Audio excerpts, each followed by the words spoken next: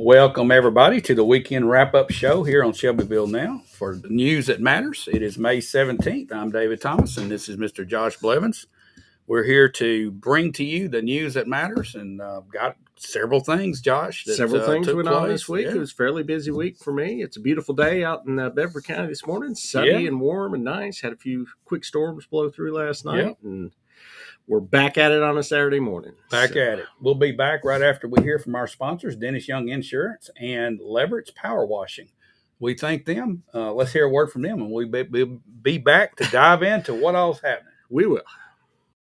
Get the results you want with the personalized service you deserve at Dennis Young Insurance Agency.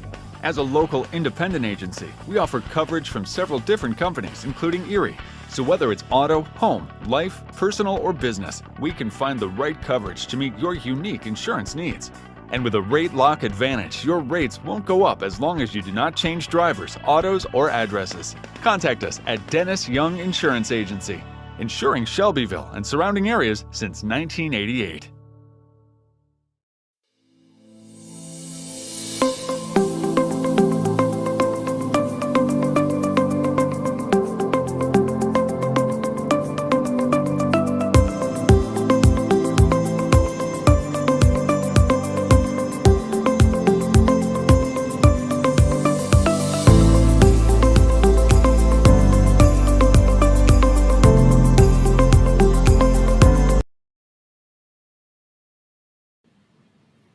All right. Welcome back in here to the weekend wrap up show. Josh, what do we got?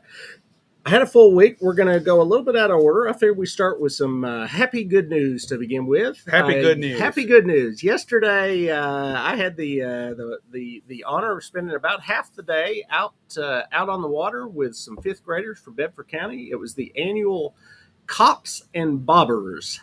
So we had this is put on by the Shelbyville Police Department and the Benevolent Association every year. Actually, they said they missed it last year. They got stormed out, I believe, last year. Yep. But they brought out 90 fifth graders from all of the nine different elementary schools in Bedford County. And they had Shelbyville police officers, you had Bedford County sheriff's officers, you had highway patrol officers, you had our TWRA guy there, you had fire department, county, city, and lots of volunteers from Cooper Steel.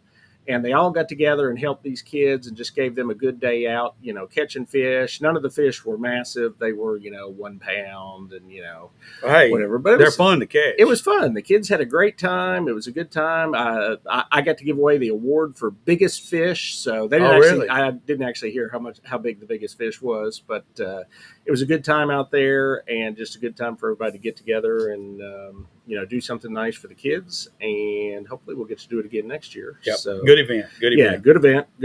And it's very timely right here at the end of school. It's right like at the a end of day school. out for them. Yeah, the kids, they loved it. And actually, I think they were more into. I like going things that have good free food. Good free food from Rowdy Ranch was there. But man, as soon as the food was over, the kids were immediately like, "How fast can we get back out on the water and go fishing again?" They're ready to catch some fish. They're more about catching the fish. So they had a great time. It looked like. So on to less exciting government meetings that went on this week. Monday morning, I started off with a city pre-planning meeting. And things, at least this month, have really slowed down in the city. Yeah. There were a grand total of 3 items on the pre-planning agenda, which reflects what will be on the Planning Commission next month.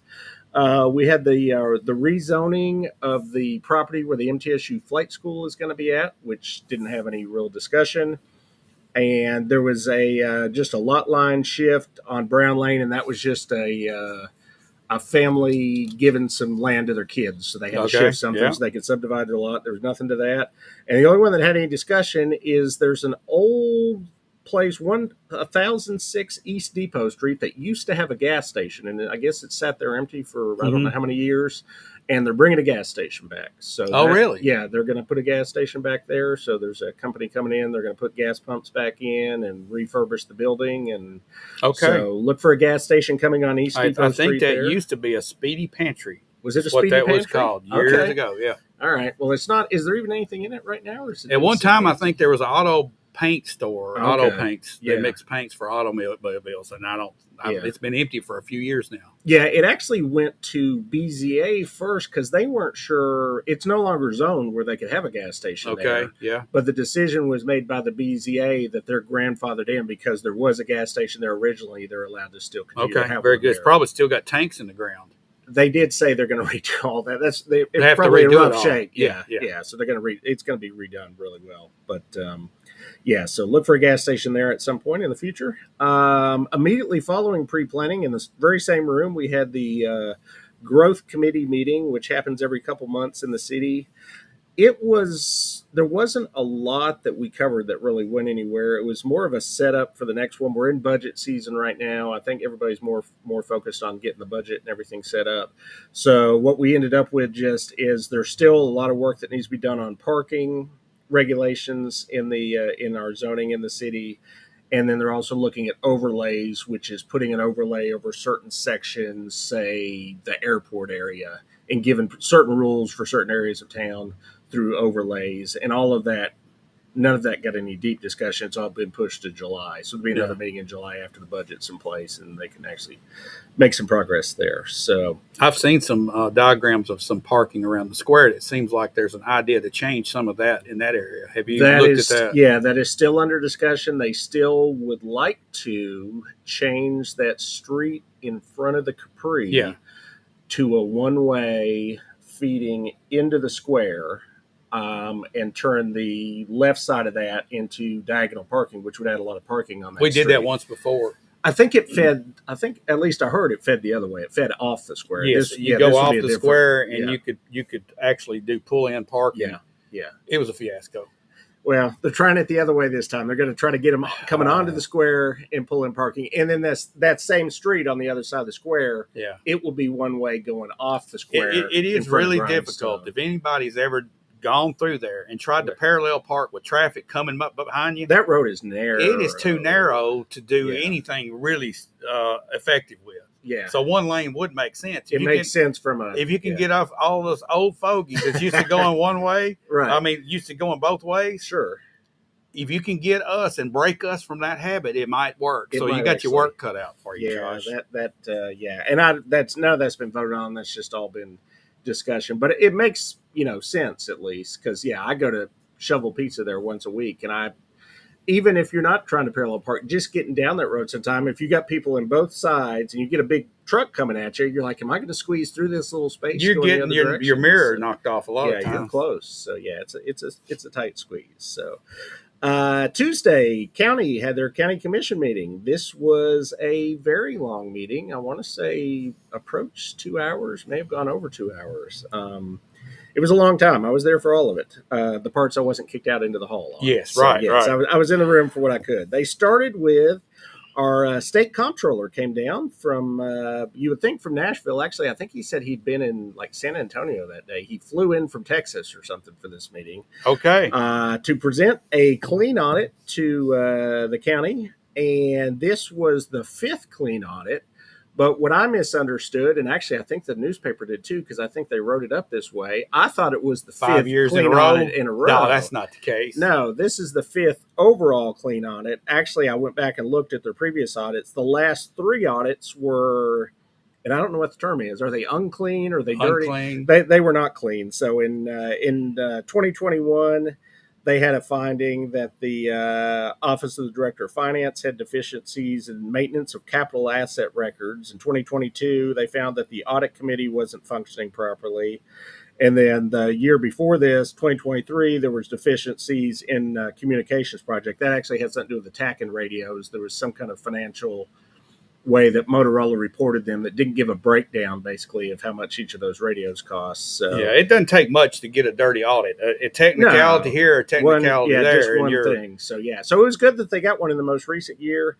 The other thing I just found a little odd, and this is just, I guess, the speed of government. We actually knew about this audit, and we talked about it on the show back in October. Right. So this audit came out last fall, Yeah. but I guess it takes a while for the comptroller to get his certificate printed. Well, out. everybody got to get their picture made. Yeah, so And, he and came you know, down, we had so- to wait on him to get here so we could have Yeah, our picture. everybody had to be together. Yes, so. and it's a So, good. good for them. They got a nice certificate. I'm sure it'll hang in the finance office. I'll look for it next Yeah, time. there I'm you over go. There. So it'll be there. Actually, I was at the quick side note. I was at the school board meeting, and our finance director was at that meeting, and all the school board asked him where his award was at, and why he wasn't carrying it around with him. Yeah, So, that's a good question. yeah, but he said it was sitting in the office. Yeah. So, next up was a long period of discussion on the budget committee. We've talked about this going back. This has been back and forth in the commission for several months now. We're under what's called the 1981 Financial Management Right. Act right now in the county. And there's an option under that act to have a separate budget committee Right. that just deals with the budget. There are some in the commission that would like to have that, but clearly not enough because they couldn't get enough votes to bring it in. There was a lot of back and forth over structure and if it would operate independently, if it would be under the existing finance committee, if it would be parallel with the committee. You had some commissioners that wanted it to work in parallel, but our county attorney said his reading of the 1981 Act is you couldn't have that. Poor Charlie Curtis got his name thrown around left and right from CTAS. One side said he said this, one side said he said that. He wasn't there to defend himself. Right. So it was basically a lot of back and forth, and it ended up going nowhere. I mean, and we hang our hat on what CTAS says right. a lot on just about everything. Sure, they are the state. But it's not, Yeah. what they say is not state law. What they say is pretty much guidance. It's for their counties, their interpretation of So what they feel when like we state start law is. calling out CTAS says, we better go back to what law says, I Right. guess, because this Yeah. is a classic example. And Mr. Bobo read the law. About 5 times. And, Or more. and pointed out what this said. And his interpretation was, and he stood strong on it, we can't do both. It was an either or is what he felt was Right. the So and- honestly, the presentation on the floor was not what the committee finally came up with to bring to the floor. It was written different. right. Yeah. What actually ended up on the agenda for a vote was not the discussion that happened at the 2 previous rules committees, but which upset some of the people on that committee, but there was no wiggle room. Nobody was budging from their position either way. So it ended up dying. Yeah. eventually. This So- was a fiasco. I Yeah. mean, it just was butchered up. I mean, it just was. It went nowhere. So Nowhere. I don't expect it to reappear, but I mean, they could always try it again next year, I guess. Yeah. So Well, this wasn't going to affect this year. There was anyway. it couldn't happen. The budget process was already underway. So immediately following that, which this was barely a blip in the meeting, but I just want to mention it because this was one that I voted on as well. The Century Mold, their pilot, their tax break deal that they were going to get, the county commission decided not to change up the offer anyway. They just took what we did at the city council and they And just just rubber stamped it and yeah. said, send it on. They And what was that? Was it that 3 was years? a 3-year. That was a 3-year deal. The reason that we looked at a 3-year deal was they gave us spreadsheets of a 3, a 5, a 7, maybe even a 9. And what happens in those deals? This was on equipment. This was a discount on property tax on equipment. And as those years are rolling off, you're also depreciating the equipment. So if anything past a 3, if you get to like a 7 for sure, by the time you start paying taxes on it, it's already depreciated down to only being worth 20% of its original value. So you basically end up never paying taxes on it of any significance. So we went with the 3 because that got. But it didn't bring any more employees. Was one of the factors. That was the other factor. There was no employees involved. This was just them adding equipment. We felt was a good middle ground. It was a pretty decent. I want to say, I'm not looking at the spreadsheet. It was like a good $70,000 tax break for them. But still, at the end of the 3-year deal, we still got a little bit of tax revenue, from them. So they're not getting such a, because there's a lot of companies that bring in equipment and they don't get this deal at all, and they pay all of it. So, we felt like it was a good middle ground. So, the other big discussion that happened during the public meeting was there was an attempt to bring in a wastewater task force. There had been at the last 2 or 3 committee meetings, as well as like 2 commission meetings ago, Yeah. different things on the agenda regarding wastewater. It was always contentious. It brought out a big crowd on both sides, depending on which side the issue was being voted on. And at least a couple of the commissioners said, hey, why don't we make a task force comprised of members of the public that are in the field, not just like random guys that they pick up off the street at, McDonald's or anything, but people that actually work in the business, Right. developers, realtors, people that hopefully have some kind of insight on it, bring them together with members of the planning department, the county commission, so they can put their heads together and try to come up with an idea that kind of, again, works a middle ground where Right. both sides are somewhat happy. Maybe both sides are a little upset, but it's something that they can both agree on. But there were a number of county commissioners that felt like this needed to only go through the planning commission first. There was some discussion as if the county commission had pushed wastewater to the planning commission. Right. That's not what happened last month. If you remember, they had that big meeting in the big room that felt like Right. it was a commission meeting, but it wasn't. It was Right. a committee meeting. One of the committees pushed it to the planning I commission. think Anita So, Epperson just yeah, basically said, well, why don't we let them the study planning it commission more? be the ones that study it. Right. So what ended up happening at this meeting was nobody wanted to start the task force. They got a grand total of 2 votes, I think, to do this Yeah. task force. So it continues to reside at the planning commission. The planning commission needs to decide if they want to make a subcommittee, a task force, whatever they want to call it. They can call it whatever they want. Well, let's go back to the root Yeah. of all this whole discussion. The whole discussion started when we started looking at step systems Right. and how they might be implemented in Bedford County for the high density developments in the county. In the county All where right, you don't have okay, sewer. so Yeah. this gets all back to population expansion in Bedford County. And there's a lot of different thoughts on that. And I Right. think you'll have a lot of different thoughts on this. And I think if we can learn from what other counties have done wrong and done right, and if our whoever decides to do this, we can look at those and make decisions, hopefully wise decisions based Right. on how others have failed and others have succeeded. Yeah. I think everybody can come together and move forward. But the question becomes, Josh, and this goes back to what I was reading that Governor Lee was talking about trying to preserve our agricultural land, and he passed some kind of declaration or something. All these Yeah. politicians have got declarations and statements and all this stuff, and it all Yeah. gets down to how much we want to expand population into the county. I mean, you got Right. a lot of Versus people, preserving farmland. right? And Yeah. and there's a balance Yeah. that's got to take place. There's some people that would develop every square inch of it and have sewer running in the streets, and there's other Yeah. people that would like to do it responsibly and preserve the field.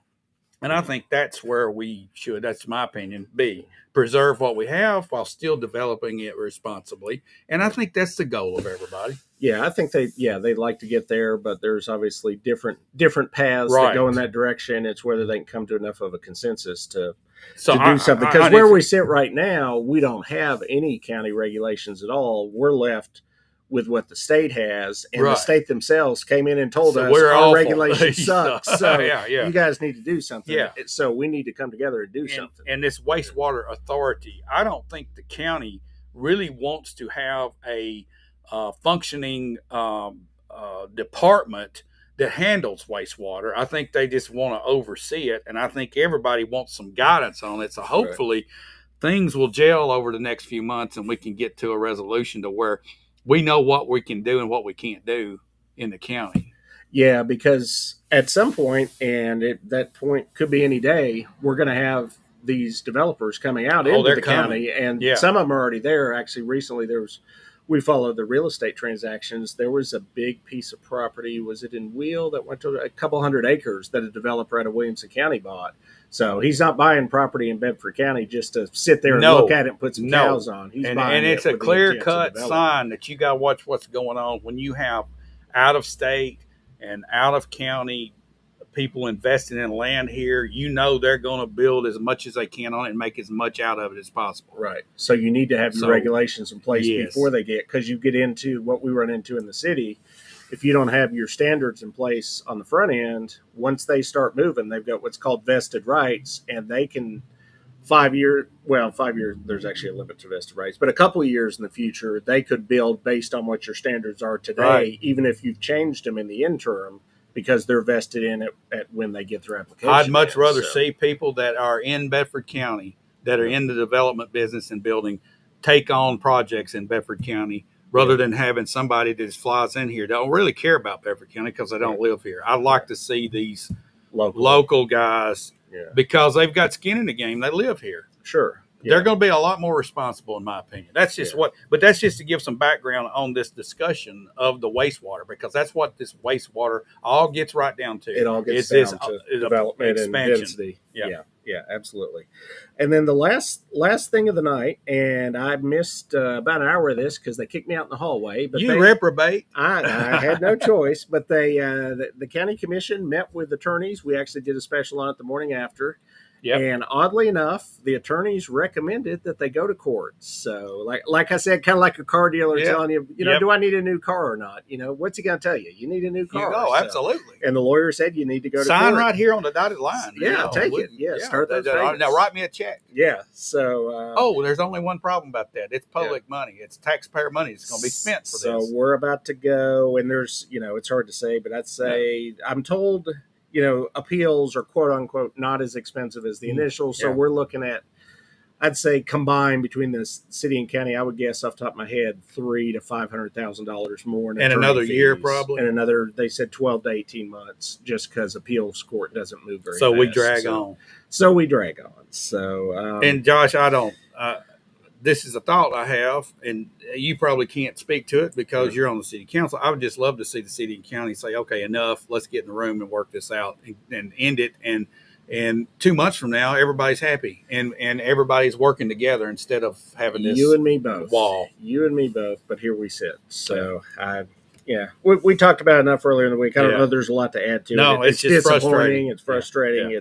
It's all those things. So Thursday, the last meeting I went to this week was the school board meeting. They had a lot of things on the agenda. We'll run down a few of them. We'll even do a clip in a little bit. But let's start with they are doing a rezoning for Liberty and Southside, which some of the kids currently at Southside are going to shift to Liberty next year. It actually is going to affect, they said, roughly 18 students. And then they're also going to close off Southside to where you can't get there through open enrollment. So that's another 40 kids that'll get displaced. 58 total. That's so not 58 bad. total. And what that allows them to do is stop putting kids in portables at Southside, and that would be the last school that would have kids in portables. That accomplishes the mission. That accomplishes the mission. Everybody at that point should be out of portables if everybody's done their math right, which I would assume they have. So, so we should be able to say going into next school year, we don't have a student in a portable anywhere in Bedford County, as far as I know, unless we find out something different. So they also had a bit of a long discussion. They adopted a new set of science textbooks for all the schools. This is starting, I think they said they started in grade 3 with science all the way up through grade 12. They went through a long process. They put a special committee together. That committee picked and brought in, I think, 3 different major publishers to actually bring their books in. They had teachers look through those books that are here in Bedford County, and they graded them on a scale, and they came up with a winner. I think the name was Savas. I'm not up on my publishers. So did a lot of this have to do with different types of teaching that weren't pleased with in the current I think this was just an just exercise they go through every certain number of years. So they Okay. said this one, there was a little bit of discussion. I think they ended up deciding that this is going to be good for about 8 years. So that the interesting point I caught out of it, there were 3 that they scored. They went with the one, obviously, that had the highest score. But for some reason, in physical science, the state didn't approve but one publisher. And the one publisher that the state approves is the one that had by far the lowest score of the ones that we that graded. figures. So they're forced to go with McGraw-Hill. Are there on the any physical science. repercussions if you don't go with what the state? They didn't recommends talk like or- they wanted to go away from what was a state approved. Okay, curriculum. so there we- probably is something. It could. I don't know if it would affect funding or whatever. But Probably would. It probably would. So they stayed with the state recommendation on physical science, which was the lowest greatest publisher. But with all the other sciences, they went with the one. You that they take the felt like bribe, was you the have to best. pay for it. Yeah, and one way that's or what it another. is. So, So they'll be switching science books next year. The other just side note of interest I found was that in the high school level, they're still buying that. This whole package was like $600 and some $1,000, a lot of money for school books. But on the high school level, they still are buying hardback reusable textbooks for all the high school students. My son, that's now just about to go into graduate school, so he graduated from high school in 21. He didn't have a textbook his entire high school career. Really? Most, at least in the bigger areas, which he graduated out of Nashville, that he was on, electronic textbooks his whole high school time. So he didn't carry a book. They didn't he just carry had it. it log in, and there you are. They had tablets, and all their books were on their tablets. On the That way, they're cloud. not carrying the big backpack with the heavy books. But yeah, and I think it's all headed that direction. We just haven't gotten there yet. So, but there definitely are some school systems that have. So, a couple other things that got approved. They approved re-roofing of Bedford County Learning Academy and at least a portion of Community Elementary. I didn't understand the discussion. I don't get paperwork at this meeting. It sounded like maybe it was only a portion of the building and not all of it. It may have been all of it. I just misunderstood. But they are definitely getting roofs at both of those. Nobody recognized the name of the roofing company that won the bid on either one. They obviously went with the lowest bid. So, but they said they have to put in a bond and stuff. So I'm sure they'll do a good job, and we'll get some good new roofs out of them. Another interesting discussion. They voted on a out-of-county student fee. Did you know that we have roughly 40 kids that don't live in Bedford County Yes. that go to school in Bedford County? Yes. So they approved $1,200, which would be $600 a semester, to bring those kids in. And the question was asked, can we approve a higher number? And the answer they got was, we can't charge more than our cost is. However, next year's budget, which I got a brief glance at, has a maintenance of effort number of local portion match of $20 million that we're putting towards our school system. We've got 9,000 or so kids. On my calculator, it's costing us about $2,200 worth of local money to educate our kids. So it seems like, for whatever reason, these 40 kids are getting a little bit of a discount. So yeah, I don't know why. They said pretty much all of them are either Cascade or community students. And it just seems, and I'm not in the school system, I don't know. And it's immaterial. I mean, 40 kids, a difference of $1,000, $40,000 isn't even a rounding error in the budget.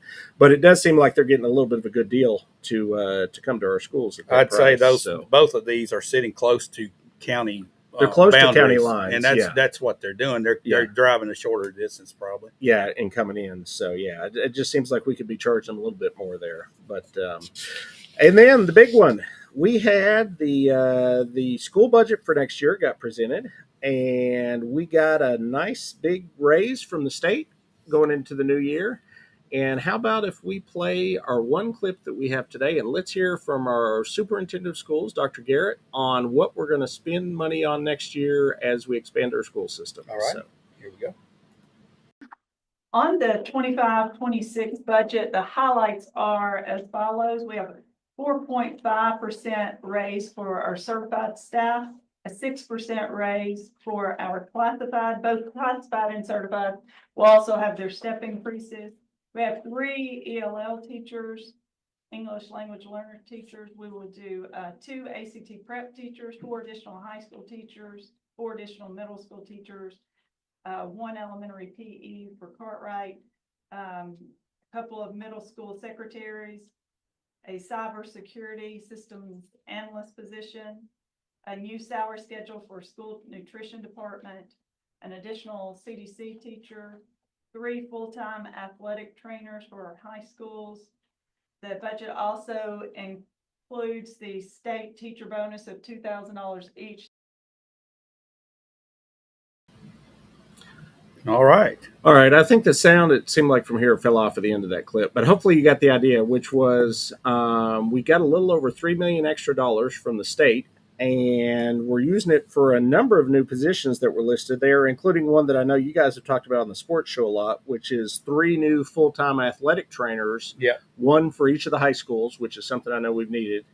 Number of other teaching positions there. And then across the board, 4.5% raises for certified. I believe that would mean teachers. Right. And then 6% raises for classified, which is, I guess, non-teachers. And then plus their step raise that they already get. Okay, so the classified, I wonder what that means. Those two different certified or classified. I wonder if classified means like substitute and certified means I don't know. I should have researched that more. My guess was classified was people like that are working in the cafeteria, maintenance staff, right, that type of thing, and certified being more actual your teachers in the classroom. So, but either way, nice raises. The question was asked at the meeting, since they were going to give 6% raises for classified employees at the school system, how did that measure up to what the county was about to do with county employees?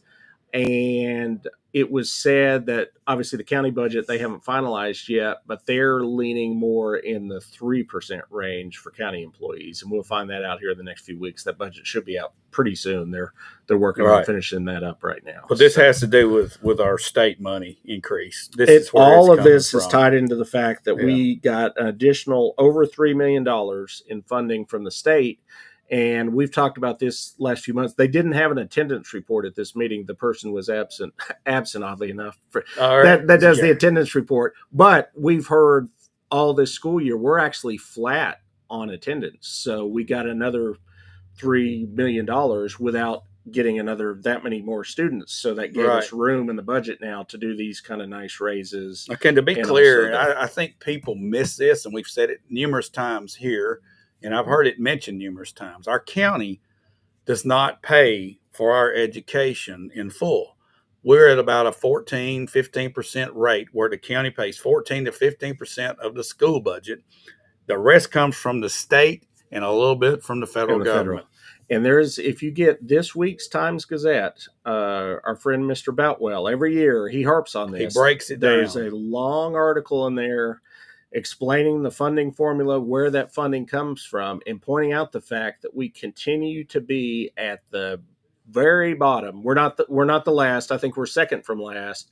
But in school systems, locally funding, per student funding. Can I get on a soapbox? Yeah. It don't have to be that way, Josh. We've got all this money sitting in our debt services fund, and we keep pouring money into it past where we need to. We could divert some of that money and actually pay more toward our education and ramp up some things. I know there's been some private donors give money to our school system, Cooper Steel being one, and others that have helped things out. But we have to raise money for our teachers to buy supplies. We talk about this every year. Tina Corley, and all right, and she does a great job, but our teachers shouldn't be begging on Facebook. We shouldn't have to be there. Yeah. We have money going into debt services that could be diverted, probably a couple or $3 million a year, and never know that was affected because it's flush. Yeah, I mean, I listen to your reports. I listen to those numbers. It is flush. We don't need all that. We could even probably scale back our property taxes and still put money into our county school system, and maybe even bump these teachers' pay up just a little bit more from the county level and not be on the bottom. Yeah, and we are at the bottom. Read the article. He's really clear. He gives out all the percentages and numbers. There was one county, I cannot remember. I better not say a county name because I'll pick the wrong one. But it was a county that you would expect that was kind of a more impoverished county that was slightly below us on the percentages of what they give of their above what they're required to on the budget. But we're down at the bottom. So as far as the actual what's going into the operation, a lot of this has to do with the number of students we have here and per capita. I think we have more students per capita than any other county in the state. And it kind of goes hand in hand. You got that many more students per capita versus all these other counties. So we're having to spend more money. Yeah, total dollars. Because of that.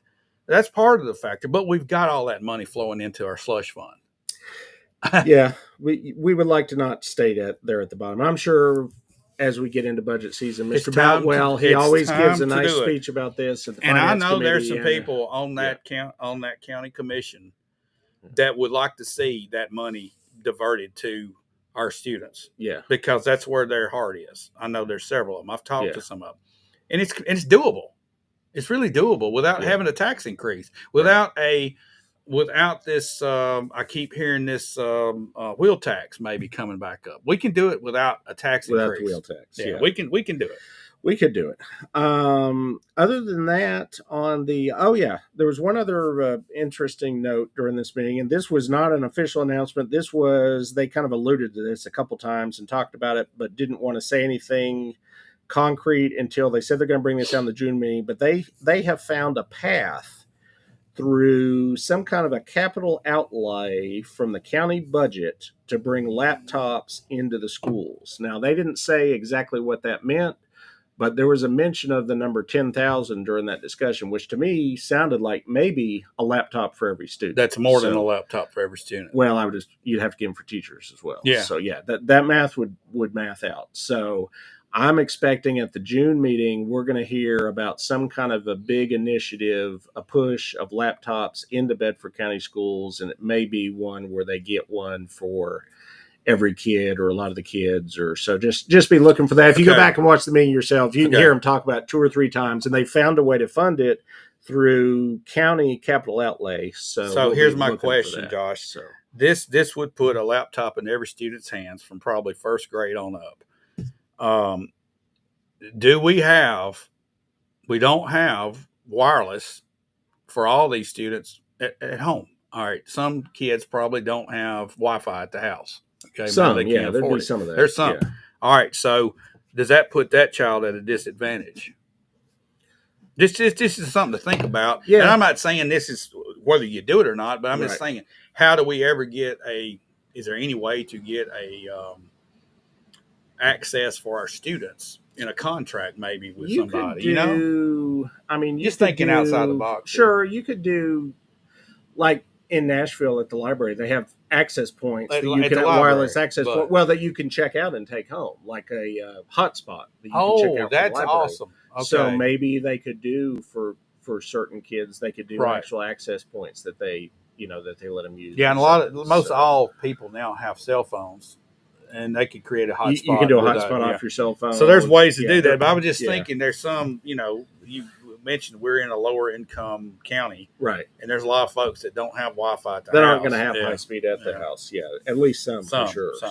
Although you'd be surprised probably how few it is. I mean, all the kids I know are online gaming all the time. I know it. I know it nonstop. So, but with that was the last meeting that I went to, and we already talked about Cops and Bobbers, which again was a great event. So I think that's all we're going to cover for the past week. Now we got a lot of stuff coming up in the upcoming week, but maybe we want to hear from our sponsors. You got any comments you wanted to cover? We've got Mr. Steve Jordan. He's in there saying hello to us again, and Leverage Power Washing, which is one of our sponsors. Tyler is in here making some comments, and then Stephen Gall popped up. Good morning, Brenda Gregory. Good to see you guys out there. We're going to take a break and hear from our sponsors right now, and then come back and look into the next week at what's going on. We'll be right back with that outlook. Get the results you want with the personalized service you deserve at Dennis Young Insurance Agency. As a local independent agency, we offer coverage from several different companies, including Erie. So whether it's auto, home, life, personal, or business, we can find the right coverage to meet your unique insurance needs. And with a Rate Lock Advantage, your rates won't go up as long as you do not change drivers, autos, or addresses. Contact us at Dennis Young Insurance Agency, insuring Shelbyville and surrounding areas since 1988.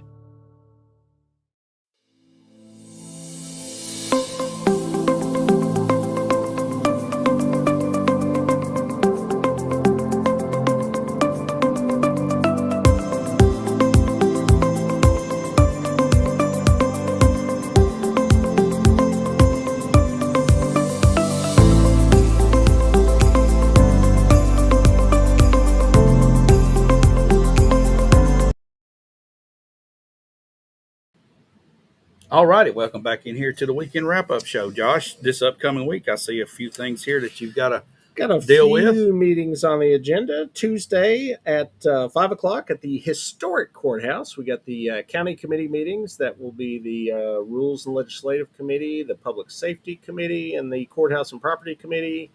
Looked at all 3 agendas. don't remember seeing anything super controversial on any of them. So it'll be interesting to see if anything comes out of left field in any Yeah. of those. But it looked like mainly what it often is, which is just a lot of people reading reports off. So Yeah, and the focus is shifting on budget now. we're moving into budget season. Everybody's Yeah. thinking budgets, and so Most things will get put on hold until after that, till after because everybody Yeah. knows it's yeah, it's a everybody's mess. thinking Wait. budgets, Yeah. and the finance committee, which will come up the week after, there may actually start being discussion of the budget, that Right. one, depending on if they can get it pulled together in time. So Thursday at the city, we've got our planning commission meeting at 6 o'clock Thursday evening. Not a ton on that agenda.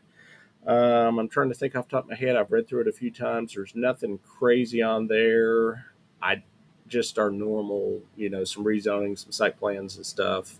If anything does happen that's out of the ordinary, we'll definitely talk about it next Saturday. So, Yeah. And then for me, the big one this week, Friday, we have at the city a 7-hour city budget hearing. So, what fun! Oh, what Hey, fun! there will be food there. They're like for 7 There's hours. going to be there's food, gonna be there, So Josh. I got hand delivered to my house on Thursday evening. Hand delivered. Hand delivered. This fine, very thick binder from the city. And this is our proposed budget for the upcoming year. We're not going to dig into it a lot today because I'll get a lot more information on Friday Right. at the actual meeting. I will just read off a couple top line numbers so we know what we're looking at. We are expecting revenues, and this is just general fund, which is our main budget Right. at the city. We're expecting $24.8 million in revenue at the city, but we're currently, as it was handed to me, they are asking to spend $33.5 million. So Josh, that don't match. that would be, as it sits, upside down, $8.7 million. Where's that money coming from, Josh? That would be coming from the fund balance as it. Well, I know currently that. Where does reads. that So, money come from, Josh? It comes out of the bank, so it's taxpayers. There, I That is want to get back taxpayers. to where the It's checks are coming written. from taxpayers. So So we get a this lot of is- hard decisions we're going to have to make, and That's a big move right there. it is. And I know it's easy now that I'm in there. I'm going to have to make some of those decisions, but I know it's easy to sit at home on Facebook and type and say, "Man, those people are wasting a lot of our money." But you actually get one of these and start going through the lines and seeing where the police department and the fire department and everybody's paid. It's not as easy as it looks to find $8.7 million when the whole revenue is only 24. That's a third of it. So there will be lots of discussion on Friday. It's coming. Yeah, lots of discussion. There will even be talk about tax rates, I'm sure. Oh, And, yes. there will. So we'll have a lot to say, I bet, next Saturday. Can we morning. just hide that So, book and not talk about it? We could, but it's going to happen whether we talk Okay. about it or not. So, so if you're so bored and inclined on Friday, I believe we'll stream all 7 hours of it on YouTube. All right. So if you just want to sit around and listen to 7 hours of budget talk, Or be you there. can wait So and we'll have the Cliff Notes version. we will condense the less. Yeah. We will not talk about it for 7 hours next No. Saturday. We will talk about it in a much shorter time period than that. So, and- All right. yeah. And in the meantime, I won't just walk in there Friday having not looked at it. I've read through it twice, and I'll be doing a lot of study this week before we get there. Yep. So, One thing that's coming up this next week, the Shelbyville at the Celebration Grounds, we will be having the Spring Fun Show. is the fun It's- show this the week? Fun Show always is the weekend before Labor Day. Memorial Day, maybe? Memorial Day. Yeah. Celebration is before Labor Day. Yeah. But we will be having that, I think it's Thursday, Friday, and Saturday. So Okay. if you want All to come right. see a horse show, that's going on. Come see the horses. Yeah. All right. That's all I know that's going on. After last weekend, which we Yeah. didn't even talk about it last It was just Saturday, packed. I was, wall to wall, 10 hours of different events. It was great. We had the 5K. Video we had of the week. Video of the week was some smoke. The smoke. Yeah. Did you look? I believe when I checked Close this to morning, 50,000. I think it had passed 60,000 people 60,000 have watched people. smoke coming out of the laundromat on South Cannon Street. Unbelievable. So, it's. Well, here's the thing. That many views Yeah. over smoke. yes. Unbelievable. Yep. People like smoking buildings. I And guess. coffee. So, and coffee. Yeah. If it had been a I coffee believe, shop. I that was believe we smoking. could film a coffee cup full of coffee sitting there and it get 30,000 views. It's no, possible. No words. Just It's coffee po- sitting there It is steaming. possible. All right. Well, that wraps everything up, Josh. That's all we got. We'll be back here, We'll be same back. place, same channel, same time next week to And- talk about the news that matters. Thank you for our sponsors, Leverage Power Washing, and also Dennis Young Insurance. We'll Yep. see you guys next week. Have a great week.